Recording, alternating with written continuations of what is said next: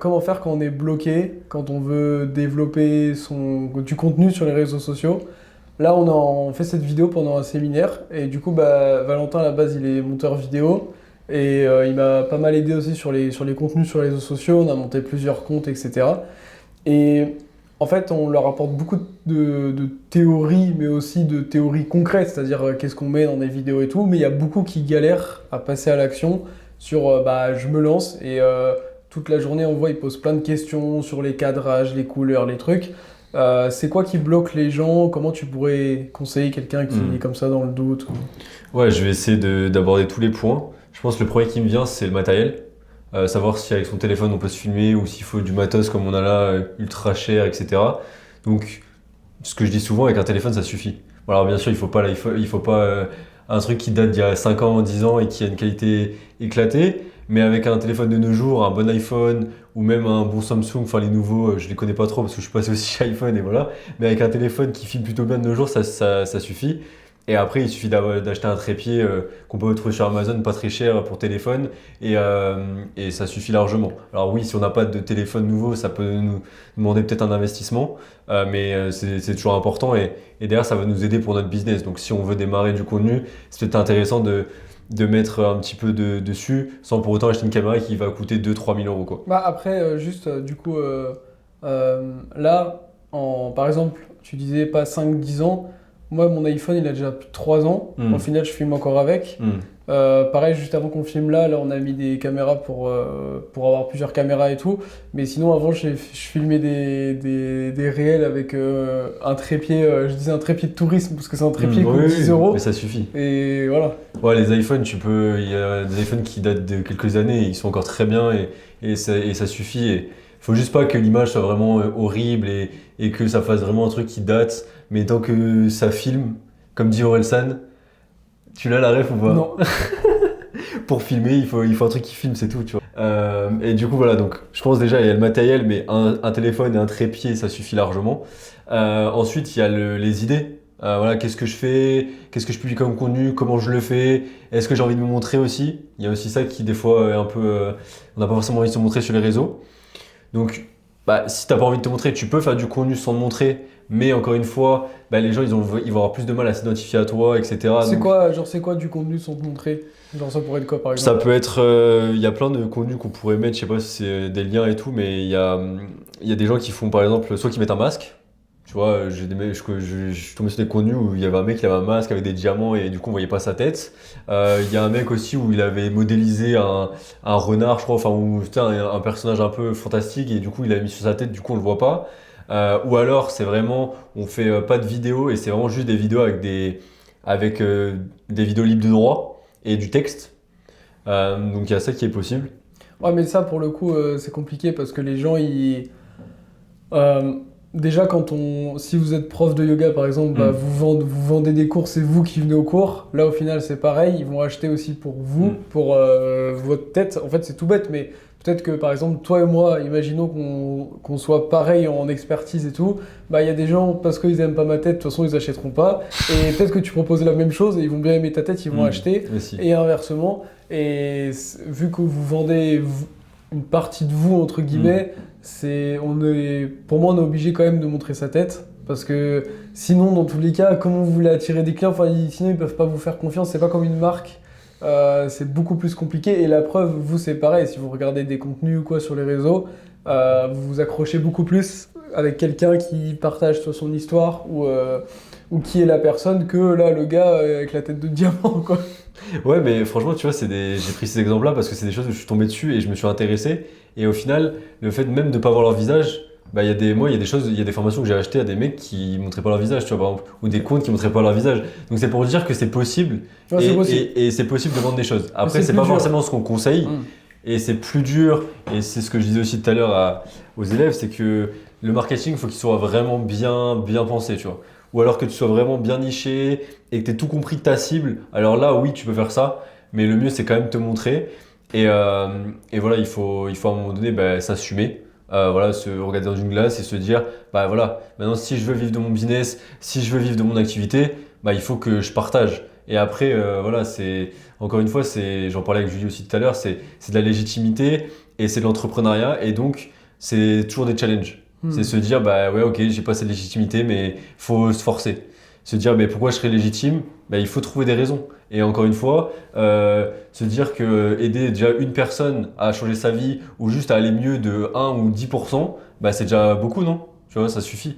Et est-ce que je suis légitime? Mais du coup, déjà, juste de parler d'un sujet et ouais, juste de parler du sujet, peut-être ça va aider des gens et peut-être sans vous en rendre compte. Et après, derrière, bah, s'ils suivent vos formations ou ce genre de choses, bah, là, vous pourrez avoir une transformation et voir une réelle évolution chez les personnes. Après, juste quand quelqu'un veut se lancer dans l'entrepreneuriat, par exemple, et qui veut pas montrer sa tête, c'est peut être ok. Mais quand tu es, par exemple, prof de yoga, au final, tu es déjà entrepreneur et tu montres déjà ta tête à tous tes élèves. Ouais. Donc finalement, c'est pas que c'est con, mais c'est un peu... Tu montes déjà ta tête. Donc c'est juste que les gens, au lieu de voir ta tête en direct, ou en plus en direct dans un cours, bah, tu peux faire des erreurs, te tromper et tu peux pas revenir en arrière comme au théâtre. Alors que là, c'est au cinéma, tu montres ce que tu veux, t'es pas obligé de poster tout. Et encore une fois, tu postes ce que tu veux, tu parles que ce dont tu parles, et je pense que la légitimité, c'est différent. Enfin, c'est un sujet qui est différent. On a des gens qui se sentent légitimes, mais qui juste, des fois, ils ont des peurs de se mettre à la caméra. Et d'autres gens qui ont peur de la caméra, enfin, sont ok de la caméra, c'est juste qu'ils se sentent pas trop légitimes.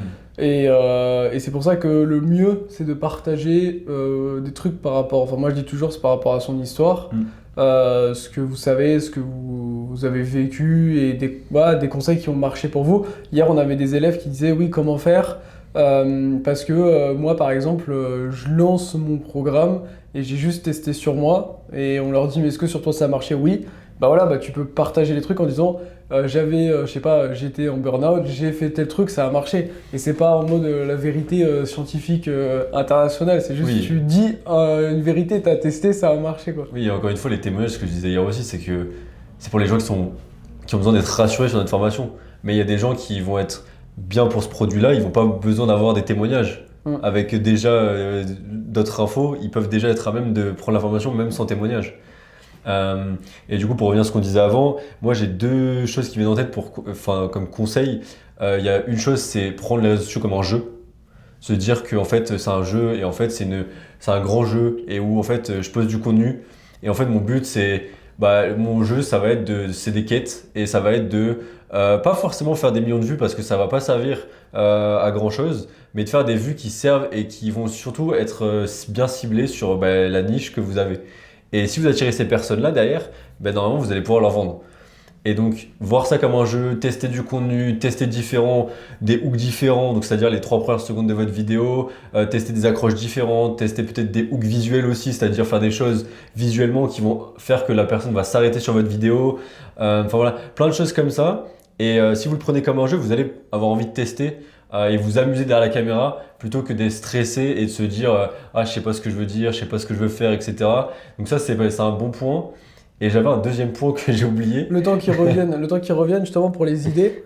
Il n'y a pas besoin d'avoir aussi beaucoup d'idées. La semaine dernière, au moment où on filme cette vidéo, mais vous la verrez plusieurs mois après, j'ai partagé dans la formation une vidéo, une vidéo de la formation quoi, où dedans je montre comment avec une seule idée, on peut filmer 60, je crois que j'avais fait 63 contenus avec une seule idée. Par exemple, l'idée ça pourrait être, le thème ça pourrait être un exercice de respiration pour mieux dormir. Et en fait, avec juste un exercice, on peut faire 63 contenus vidéo. Parce qu'en fait, si vous n'avez pas beaucoup d'idées, vous pouvez mixer énormément d'angles et énormément de formats.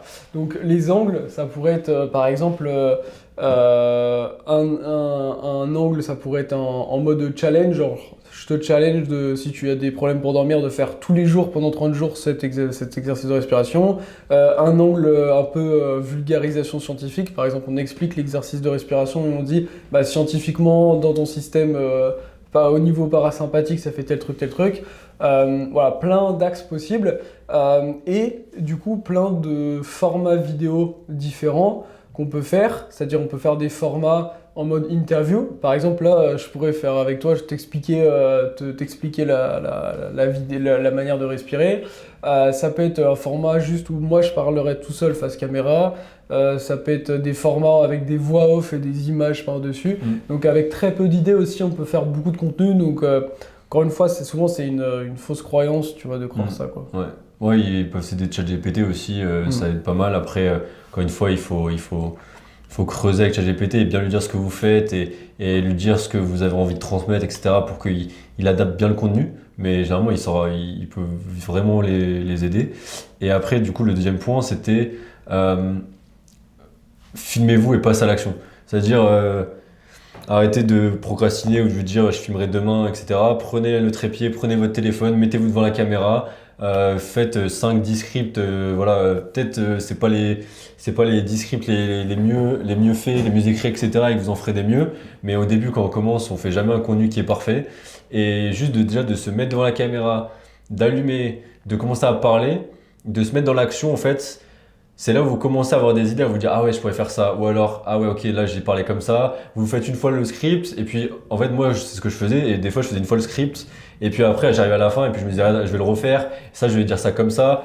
Et en fait au fur et à mesure vous allez et c'est en faisant en fait en vous filmant que vous allez commencer déjà à avoir plus d'assurance et au final ça va vous enlever plein de barrières que vous aviez au début. Et d'ailleurs vous allez prendre ça comme un jeu et ça va le faire en fait. Et c'est comme ça que derrière vous allez créer du contenu. Et puis vous pouvez aussi, comme disait Sacha, avec quelques idées faire énormément de contenu. Et donc derrière, si ce contenu-là, vous l'écrivez par exemple en quelques heures, derrière vous pouvez filmer toutes ces vidéos en même temps. Donc ça veut dire que sur peut-être 2 heures de vidéo, 3 heures de vidéo que vous allez vous consacrer dans une journée, vous allez filmer peut-être 30, 60 vidéos qui vont vous faire 1, 2, voire 3 mois de contenu. Et comme ça, vous n'avez pas besoin de filmer tout le temps du contenu. Ouais, et puis comme tu disais, c'est le fait de faire qui fait qu'on se perfectionne. Ce matin, je faisais justement une conférence sur comment comment développer sa chaîne YouTube. Et dedans, je racontais que justement, voilà, mes premières vidéos, c'était flou, il n'y avait rien qui allait. Et c'est parce que j'ai beaucoup fait que là, par exemple, on fait une vidéo sur le séminaire qu'on est en train de faire. Et quand je dois raconter des moments de la journée ou quoi, on fait juste une prise, j'ai les bonnes intonations, je bégaye pas, etc. Mais parce que c'est à force d'avoir fait tellement de vidéos que ça devient naturel. Mais ça peut pas. C'est pas en fait en attendant pendant des années que ça va progresser. C'est en faisant encore et encore que la progression va arriver. Donc voilà. D'ailleurs, si vous êtes bloqué sur toutes vos idées de contenu, etc., vous pouvez prendre un appel avec nous dans la description.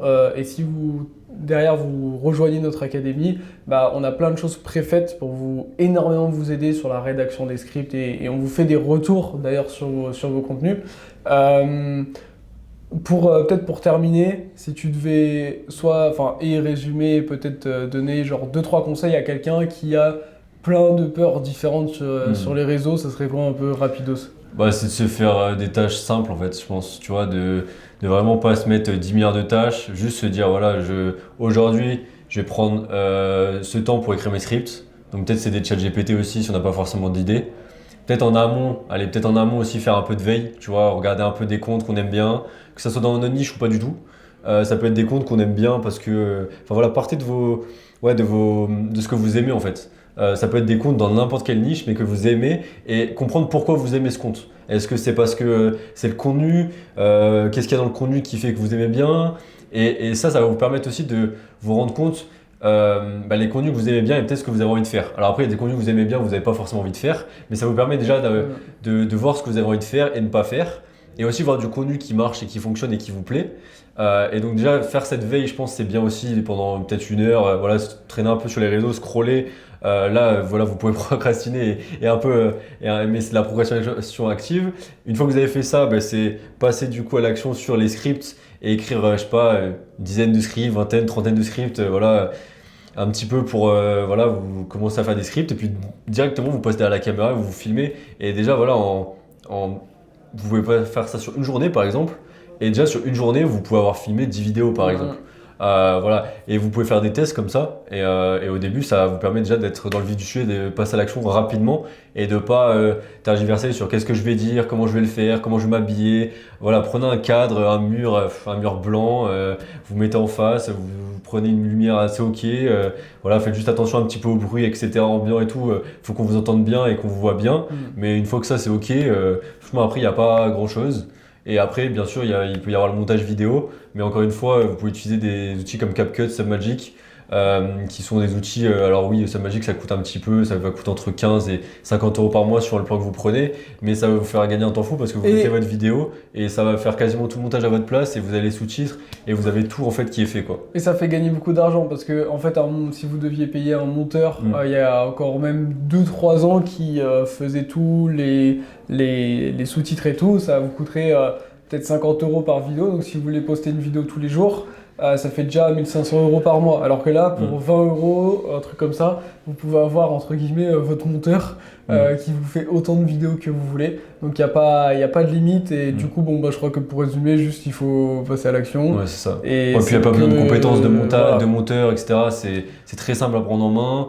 Voilà, si vous faites aller plus de 15 vidéos par mois, je crois, j'ai regardé tout à l'heure, c'était 39 par mois. Ou 49 par mois, comme il disait Sacha, vous prenez un monteur vidéo pour 3 vidéos, c'est plus cher. Bon, une vidéo c'est le même prix vidéo, déjà. Ça peut être voilà, ce prix-là. Donc voilà, et il faut investir. Et si vous voulez investir là-dedans et faire gagner du temps, cet outil vous aide. Et franchement, il est très facile à prendre en main et il fait quasiment tout. Et après, pas besoin encore une fois de rajouter plein de zoom, plein de b-roll, etc. Déjà, s'il y a les sous-titres et que c'est fluide et qu'il y a un enchaînement et que vous coupez les silences, les petites répétitions, les les trucs comme ça, derrière ça suffit pour voilà. Et encore une fois sur la vidéo aussi, quand vous enregistrez, pas besoin que la prise soit parfaite. Voilà, vous pouvez vous reprendre, vous pouvez faire des pauses et après au montage vous pourrez enlever tout ça et vous allez voir que après ça fait une vidéo totalement ok, quoi. Et ben voilà, et puis il n'y a pas ça à l'action.